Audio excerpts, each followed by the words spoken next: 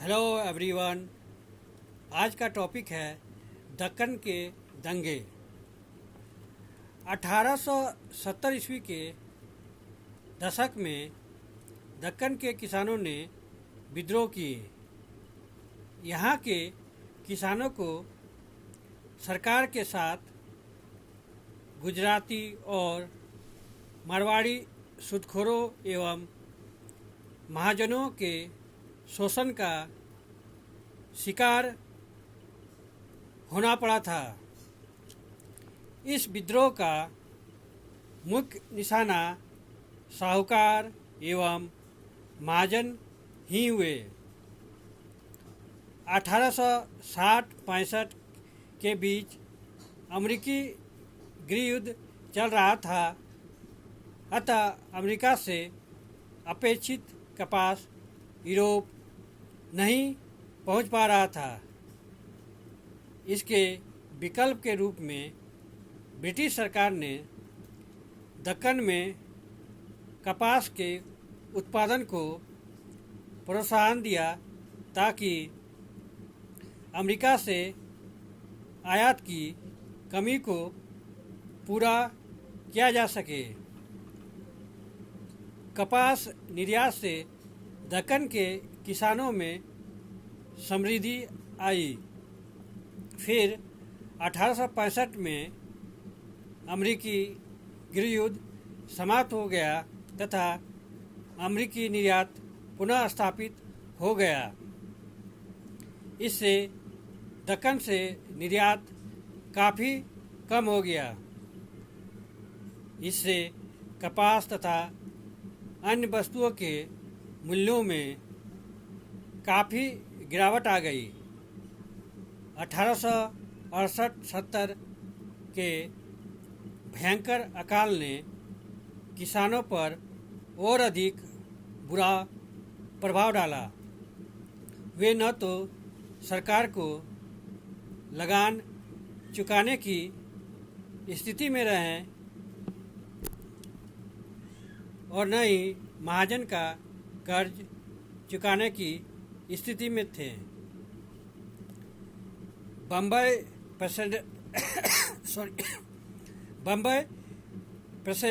Presidency में 1812 ईस्वी में ही रैयतवाड़ी बंदोबस्ती लागू किया गया था, जिसके अनुसार जमीन के मालिकों के साथ सीधा संबंध स्थापित कर लगान तय किया गया था।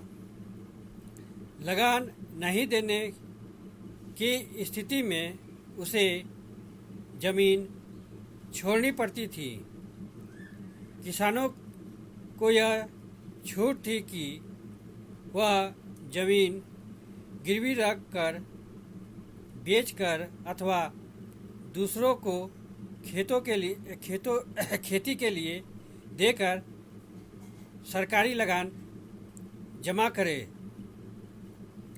किसान अपनी जमीन को नीलामी से बचाने के लिए महाजनों से कठिन ब्याज पर पैसा लेकर लगान चुकाते थे।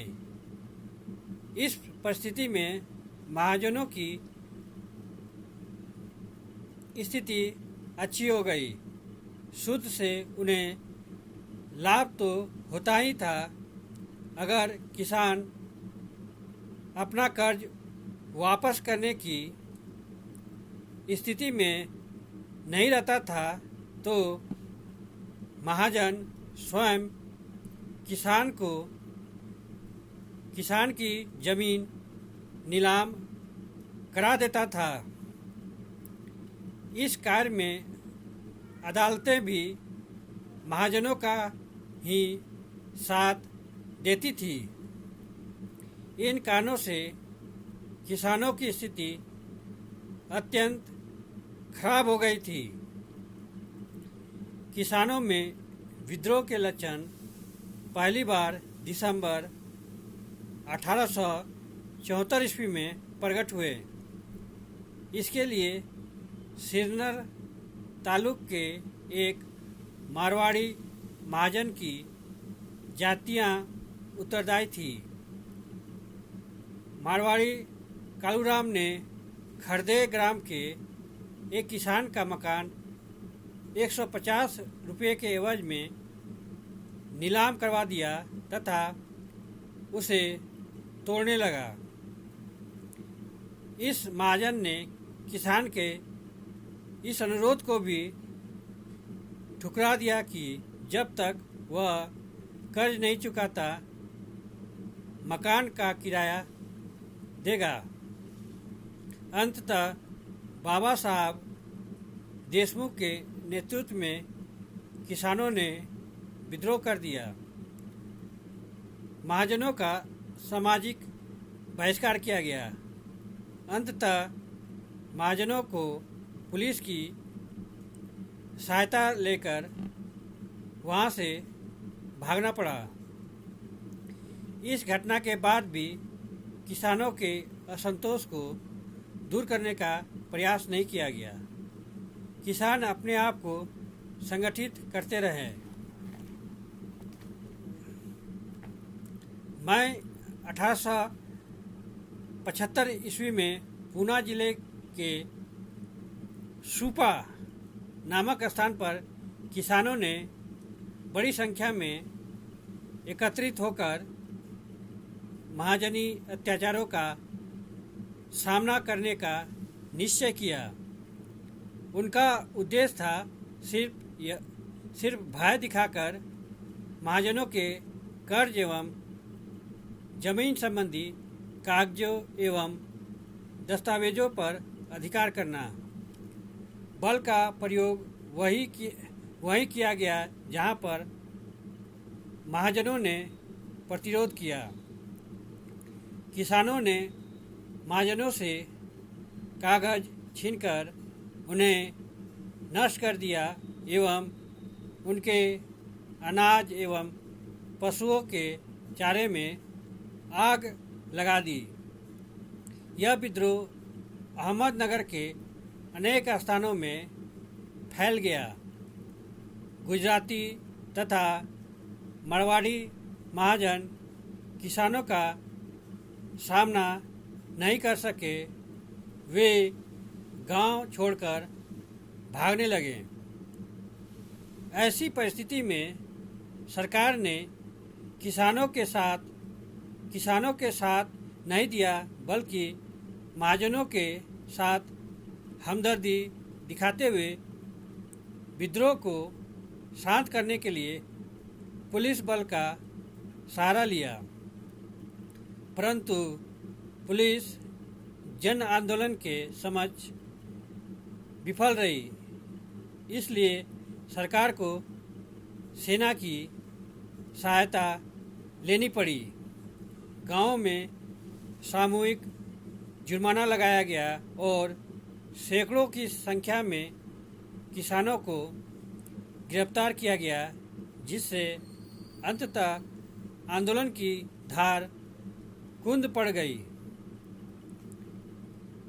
यद्यपि मराठा किसानों का विद्रोह उनकी स्थिति में विशेष सुधार नहीं ला पाया, फिर भी उनके विद्रोह ने सरकार को उनकी तरफ ध्यान देने को बाध्य कर दिया। सरकार ने किसानों के उपद्रव की जांच के लिए आयोग का गठन किया। आयोग ने भी मत व्यक्त किया कि किसानों की स्थिति इतनी बिगड़ चुकी थी कि विद्रोह के अतिरिक्त उनके पास अन्य कोई चारा नहीं था। आयोग ने लगान की अत्यधिक राशि तय करने की भी आलोचना की। आयोग के निष्कर्ष के आधार पर सरकार 1879 ईस्वी में दक्कन कृषक राहत अधिनियम पारित किया, जिसके अनुसार किसानों की जमीन छीनने पर कुछ प्रतिबंध लगाए गए हैं। किसानों की कर्ज नहीं लौटाने पर गिरफ्तार करने की व्यवस्था भी बंद कर दी गई। इन्हीं शब्दों के साथ मैं इस टॉपिक को यहीं विराम देता हूँ। अगर आप लोग को इस टॉपिक से संबंधित कोई भी प्रश्न पूछना हो तो आप कमेंट बॉक्स में जाके अपना प्रश्न पूछ सकते हैं। Thank you. जय हिंद।